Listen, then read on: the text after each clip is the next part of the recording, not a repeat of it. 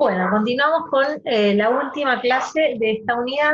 En este caso, vamos a hablar un poquito del trabajo de Borrero. Y fíjense que es interesante cómo él plantea las distintas, la estructura del debate sobre el poblamiento americano en Sudamérica. Y fíjense que él también hace bastante hincapié en que Sudamérica tiene un registro temprano que es diferente al de Norteamérica, y por lo tanto las condiciones de, digamos, de escrutinio tienen que ser también un poco diferentes. Para mencionar algunas, fíjense que comparemos solamente ya con lo que han visto en las otras clases sobre los sitios de Norteamérica, los sitios tempranos Clovis, por ejemplo, y los sitios de Sudamérica. En Norteamérica tenemos puntas acanaladas, bifaces y asociación con megafauna, casi como condición de los sitios antiguos o más antiguos están relacionados con este tipo de evidencia. Y en Sudamérica no necesariamente encontramos este tipo de registro arqueológico, no necesariamente hay puntas acanaladas, piensen en el caso de Monteverde, en el caso de Arroyo Seco, Tregua, Caprieta, no necesariamente hay bifaces en todos los conjuntos antiguos y no necesariamente están asociados con megafauna. Esto no implica aceptar la existencia de industrias extraamericanas o de homininos no homo sapiens en América. Una de las cosas que plantea Borrero es que el problema a veces reside en tratar de comparar o de igualar, mejor dicho, industrias, pseudoindustrias americanas con industrias extraamericanas, industrias europeas, protolíticas, industrias que ni siquiera son eh, producidas por Homo sapiens. Entonces, un poco lo que Borrero dice, o la reflexión es, que evaluemos el registro sudamericano en función del registro sudamericano, no en comparación con otros registros, ¿no es cierto? Entonces, bien, algunos de los comentarios generales de este trabajo es que prestemos atención a los registros inusuales. Inusuales pero no ambiguos. O sea, los registros ambiguos son ambiguos. Nunca tenemos que olvidarnos de eso. Pero el registro sudamericano es inusual. Las ocupaciones tempranas son normalmente efímeras, aparecen en lugares tal vez no esperados.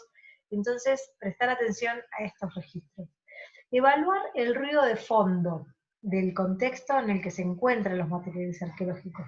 No es lo mismo encontrar un artefacto en un lugar donde está lleno de rodados o en un médano. Entonces, si el artefacto es similar a las rocas que se encuentran ahí en el contexto, y si el artefacto está hecho, el supuesto artefacto está hecho con rocas que están presentes en el contexto sedimentario, es probable que ese artefacto o ese supuesto artefacto haya sido formado por causas naturales y no antrópicas, si no se están dadas las otras condiciones también. Y también ver si las evidencias de los registros tempranos encajan en algún esquema de dispersión o en algún modelo de dispersión. Entender a cada uno de estos sitios en un marco general de poblamiento americano. O sea, si nosotros tenemos un sitio en un lugar demasiado que no se conecta con ningún otro sitio, aunque no se conecta con ningún esquema posible de poblamiento, es muy difícil asegurar que esa evidencia sea efectivamente antrópica o no. Entonces, bien, algo que ya venimos, otro tema que venimos trabajando es, o que vamos a trabajar en esta unidad, es qué pasa con las ocupaciones tempranas en los ambientes costeros de la Patagonia. ¿Qué pasa? Que no hay ocupaciones tan tempranas en la costa del Océano Atlántico, Patagónico y en el archipiélago Fueguino. Bueno, una de las cosas que venimos desarrollando desde las primeras unidades es que los desbalances en el nivel del mar, o sea, el ascenso o el derretimiento de los hielos, o el último máximo glaciar, el ascenso del nivel del mar, ha provocado que mucha de la evidencia, posible evidencia arqueológica, quede debajo del agua.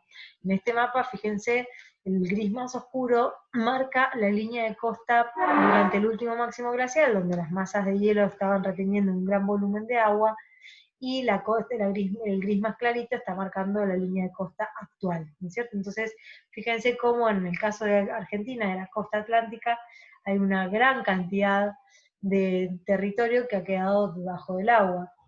Entonces esta ha sido una de las explicaciones usualmente más, como más parsimoniosas, ¿no? Para hablar de esto. Sin embargo, en el artículo de Sangrando vemos que él propone darle otro enfoque a esta falta de evidencias más tempranas. En lo primero que van a ver en este trabajo es, bueno, por ahí lo escucharon por primera vez, pero hay un desfasaje bastante interesante entre los fechados más antiguos del interior de la Patagonia Austral y de la costa. Entonces, lo que vemos es que en el interior hay fechados tan antiguos como 12.000 años antes del presente, en la parte de la meseta patagónica, y en la parte de la costa, los fechados más antiguos, en Tierra del Fuego, están alrededor de los 6.500 años antes del presente. Llama la atención, entonces, para varios de los autores que trabajan en estas áreas, es que los ecosistemas marinos de la Patagonia hayan sido ignorados durante 5.000 años. ¿Habrá sido esto así? ¿Y en qué medida esto se debe a los procesos geomorfológicos, o sea, a los cambios en el nivel de la costa a causa del derretimiento de los glaciares y a los procesos erosivos de las costas por remoción en masa, la caída de acantilados, donde podría haber evidencia arqueológica también, por ejemplo? ¿Es esto lo que oscurece las evidencias, lo que hablábamos de las evidencias arqueológicas tempranas sumergidas? ¿Habrá sido esto así? Entonces, Sangrando propone pensar también en otras cuestiones. En principio, bueno, él habla de que hay un enfoque en las investigaciones en la costa de la Patagonia, en Tierra del Fuego, enfoque en estudios arqueológicos en concheros, porque los concheros son muy buenos para preservar material arqueológico. Entonces, normalmente se han focalizado las primeras investigaciones en los concheros, que son muy obtrusivos y preservan mucho material arqueológico. Él propone hacer otro tipo de búsquedas más sistemáticas que no estén focalizadas en un tipo de depósito, que no se focalicen solamente en concheros o en contextos de concheros, sino hacer transectas que impliquen otro tipo de espacios y ambientes, no solamente estudiar los concheros.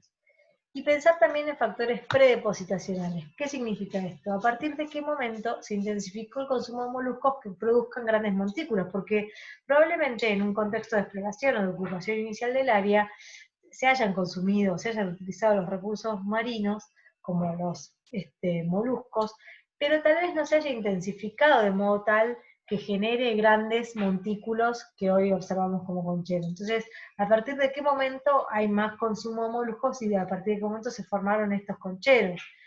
Y por otro lado también, él apunta y señala tener una perspectiva paleogeográfica, o sea, un sentido biogeográfico de las costas, ¿no? En pensar en todos los espacios, no solamente la costa y la línea costa, sino los pericosteros, los espacios que están alrededor de la costa, y identificar unidades geomorfológicas con potenciales depósitos arqueológicos. Para esto, la geoarqueología es clave una vez más. Fíjense cómo todo el tiempo vamos combinando, sobre todo en los estudios más tempranos, con estudios geoarqueológicos, ¿no? Bien, entonces para cerrar un poco, y algo que vimos en la semana pasada en la clase sobre criterios de contrastación y confiabilidad, vamos a hacer un pequeño un pequeño repaso sobre este tema, que es, bueno, estuvimos hablando de ocupaciones tempranas, estuvimos hablando de la importancia de poder defender estas ocupaciones y de qué manera se hacen estas defensas de estas ocupaciones, y hablamos de los criterios clásicos, de los fechados radiocarbónicos, de la asociación de los materiales, entre fechado y material, de una visión geoarqueológica también del contexto de depositación de los materiales, y resumiendo un poco también los criterios que propone Borrero, que los hablamos la semana pasada, pero que es importante que repasemos para hacer un cierre de esta unidad, es esto, ¿no? Esto que mencionaba Borrero, en que es importante que seamos estrictos a la hora de escrutar un conjunto arqueológico, pero también tenemos que ser amplios y entender aquellas, o pensar también en aquellas evidencias inusuales. Un poco también lo que propone Sangrando para el registro costero de Patagonia, buscar en lugares donde por ahí no es esperable que haya registro arqueológico temprano. tener una actitud metodológica y no una actitud solamente crítica, o sea, pensar no solamente en el sitio arqueológico y en el registro y en la preservación del dato arqueológico, sino también en una cuestión más amplia que incluya la taxonomía y la geoarqueología. Desarrollar protocolos de identificación, por supuesto, usando marcos de referencia, entendiendo identificación, nos referimos a identificación de marcas de corte, por ejemplo, o identificación de artefactos líticos. Poder replicar fechados también, o sea, es una de las características importantes que, digamos, que hoy en día se puede hacer por el desarrollo de los fechados por AMS, cosa que por ahí en el pasado, en las primeras discusiones sobre el poblamiento temprano no se podía hacer, y lo más importante, que también se los conté en la semana pasada, es que más allá de los conjuntos de datos, del dato más antiguo, del fechado más antiguo, de un carbón que puede haber sido por miles de causas haber llegado a un sitio arqueológico, pensar en modelos de poblamiento. ¿Cómo es, si encaja, digamos, la antigüedad de un sitio dentro de un modelo general de poblamiento? Ya tenemos un montón de datos acerca de un montón de sitios que nos permiten construir un modelo de migración, ¿no es cierto?, de poblaciones. Entonces, bueno, también que estos sitios que se defienden como antiguos formen parte o encajen dentro de un modelo posible, de una hipótesis posible de poblamiento. Entonces, vamos a dejar de buscar incesantemente los sitios más antiguos y tratar de empujar hacia más y más atrás los sitios hacia sitios más antiguos y empecemos a trabajar más en modelos. Ahora bien, para cerrar esta unidad y haciendo un poquito un repaso, volvemos un poco a este mapa que está en el artículo de Brecht et al, o Brecht et al, y este que está en el artículo de Meltzer, que tienen para leer, ¿no? Es importante cuando pensemos, y para no marearse entre todas las teorías, hipótesis sobre poblamiento, sobre origen de las poblaciones americanas, los primeros, quiénes fueron los primeros, en dónde y por dónde, es importante que piensen y presten atención a estas preguntas. ¿Qué propone cada uno de los modelos? ¿Qué propone el modelo Clovis First? ¿Quiénes fueron los primeros en llegar? ¿Desde dónde? ¿Cuándo y cómo? ¿Quiénes fueron los que llegaron a Sudamérica? ¿Desde dónde? ¿Cuándo y cómo? ¿No? Entonces, ya podemos ir haciendo como una síntesis de cada uno de estos modelos y estas opciones, si se quiere, para hablar en términos por ahí más sencillos. Recuerden que yo les contaba la semana pasada que un modelo es un conjunto de hipótesis, entonces un conjunto de hipótesis que trata sobre estas preguntas: ¿quiénes? ¿Desde dónde? ¿Cuándo? ¿Y cómo? ¿No? Entonces, bueno, cuando hablamos de quiénes, nos referimos a qué poblaciones y tenemos como línea de evidencia el ADN antiguo, ¿no es cierto? ¿Quiénes? ¿En qué momento estas poblaciones se diferenciaron de las poblaciones americanas? ¿O en qué momento se generaron poblaciones con haplotipos A, B, C y D y que se dispersaron hacia América? Por el estrecho de por Beringia, digamos, o por la región costera, ¿no? Eso es, ¿quiénes y desde dónde? ¿Cómo? Puede ser por Beringia o por la región costera, ¿no es cierto? ¿Y cuándo? Bueno, hay distintas opciones dentro de los modelos que discutimos. Los que plantean que fue antes del último máximo glaciar, con evidencias todavía no muy sólidas y no muy firmes, y los que plantean que fue durante o posterior al último máximo glaciar, con evidencia de sitios en América del Norte y con evidencia de sitios en América del Sur. Bueno, espero que más o menos puedan tener un esquema de estas 5 unidades que ya vinimos trabajando, en las que se habló de estas preguntas, donde se habló del marco ambiental para propiciar la dispersión de los humanos hacia el continente americano, y donde también se hablaron estos distintos modelos de dispersión y poblamiento del continente. Bueno, espero que les haya quedado claro. Cualquier duda ya saben que estamos a disposición para hacer clases de consulta programadas, y bueno, espero que estén muy bien.